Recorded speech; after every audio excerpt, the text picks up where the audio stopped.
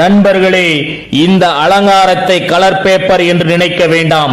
10 ரூபாய், 20 ரூபாய், 50 ரூபாய், 100 ரூபாய், 200 ரூபாய் புதிய நோட்டுகளை கொண்டு சுமார் 2 கோடி ரூபாய் நோட்டுகளில் பெங்களூர் ஜேபி நகரில் பிள்ளையாருக்கு ராஜ அலங்காரம் செய்து உள்ளனர்.